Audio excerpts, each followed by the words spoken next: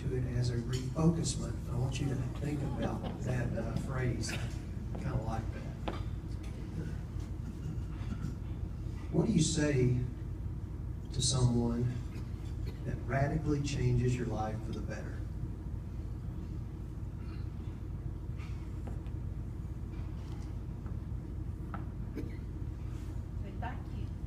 I was fresh out of law school when I met Father Chuck.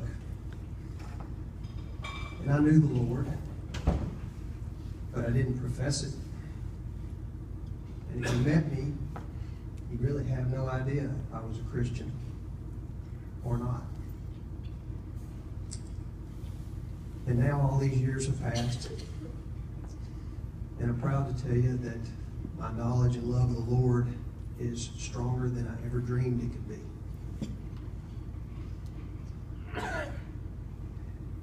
And the Lord has spoken to me more clearly and more consistently through Chuck Filiatro than any person I've ever known.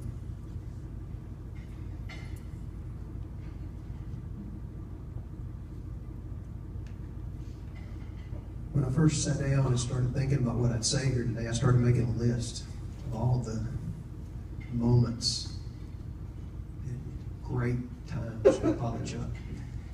And if I listed all those for you, we'd have a lot of laughs tonight. But some of us have to work tomorrow. And so I decided instead,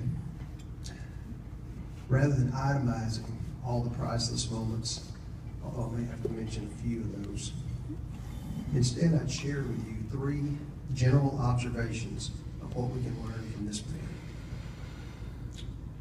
First lesson is pray and read Scripture. Make it a fundamental part of your life and encourage others to do the same. At the vestry meeting this month, Wes has already mentioned this, Father Chuck made the statement that he doesn't think that he'll be remembered for his sermons. He'll be remembered for the things he said, the way he made people feel. And I agree with that in part, but I have to disagree with him, at least in part as well. Because he's right, that I can't recite to you the topic of every sermon that he preached, except those times in the sermon that he surprised me by calling me by name. Always makes you straighten up in your chair when pastor calls your name in the sermon. But the legacy of all those hundreds of sermons is the impact they have on us. Think about it. The way you feel during that sermon. The way you carry on your life that day and the days that follow it. And time again, I heard those sermons from Father Chuck. And it made me take a step down the right path. And now, hundreds and hundreds of sermons later, so many of us are so much farther down the right path. And so in that way, those sermons will be so clearly remembered.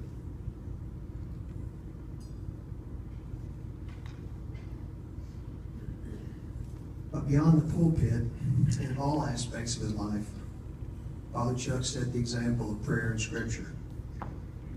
At least 4 different Bible study and prayer groups he urged me to become a part of. Some of them I was reluctant to become involved in. But he was so consistently inspiring about bringing about what's really fundamentally important. And through that experience, I've seen the power of God. I've seen him work in miraculous ways and draw people together. And we had no idea that God was working through Father Chuck.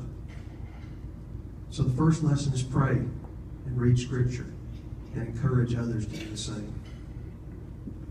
The second lesson is love others. In that vestry meeting, we went around the room and we shared stories about Father Chuck.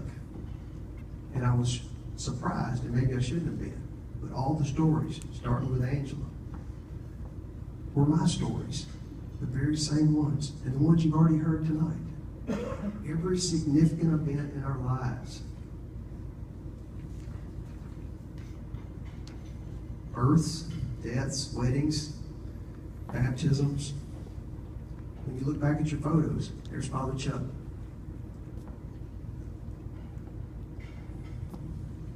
I was reminded of that this morning. Many of you may know that our youngest son's name is John David Charles Box. And he's named for Father Chuck.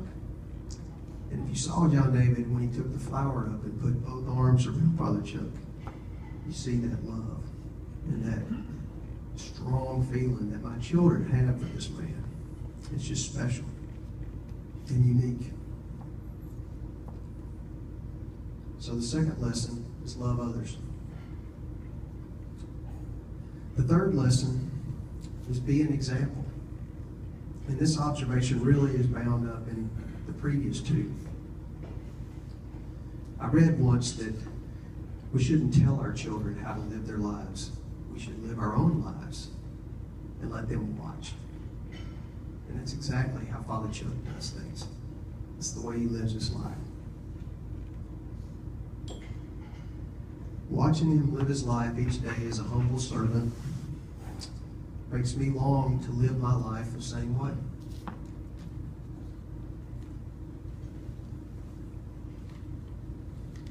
He takes that same approach when I bring my problems to him. I often reflect on that so often.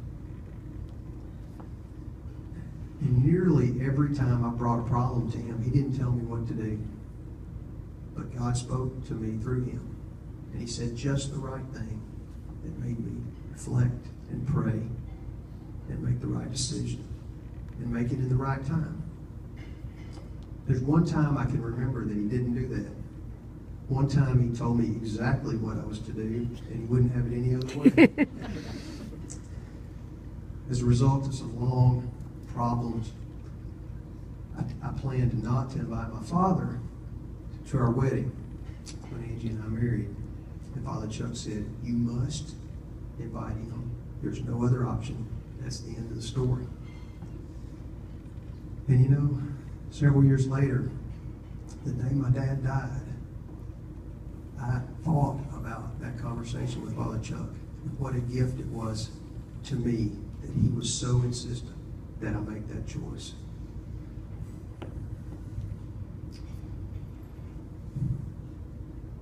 From Holy Communion on a Sunday morning on a wooden platform in the Everglades to the mountaintops of the Rockies.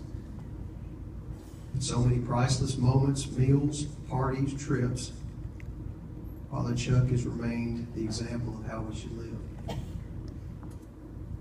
How many times have you all heard him say, "Let your light so shine before men that they may see your good works and glorify your Father who's in heaven"? Your light has so shined. And we've seen your good works, and you have glorified your Father. So I go back now, after leaving you with the three lessons, and I go back to the original question. What do you say to someone that radically changes your life for the better? Thank you. I thank God for you, and I love you.